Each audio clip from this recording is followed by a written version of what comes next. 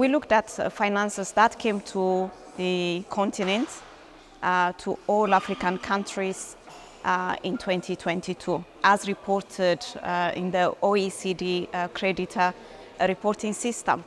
The good news is we found financing for adaptation, but the bad news is the majority of it is coming as loans, however concessional. We know that whether it is concessional or not, it has to be paid back. So this is against Article 9.4 of the Paris Agreement that states that, especially for least developed countries, it has to be grant-based and public. Our finding shows that the finances that came to Africa for adaptation, even for African LDCs, was in the form of, majorly in the form of debt instruments. The other finding that we got is we looked at donors, and IDA happens to be the biggest financer of climate action. But what we found is that the majority of IDA's financing comes as loans concentrated in very few countries.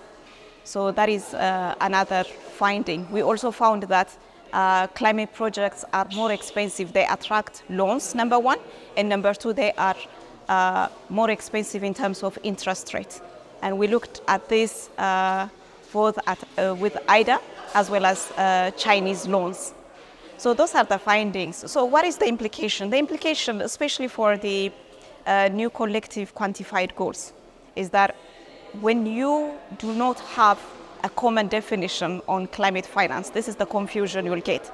And this is why we keep disputing the $100 billion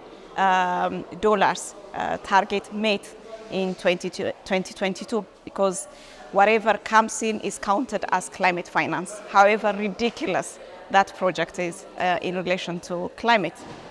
That is number one.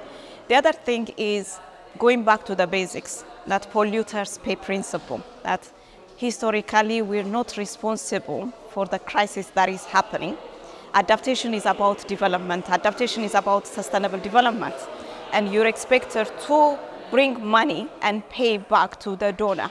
As someone said in the conference, it's like someone comes, burns your house, gives you money, and they tell you, build back, but pay me back for exactly what they did, for their action. Common definition is one.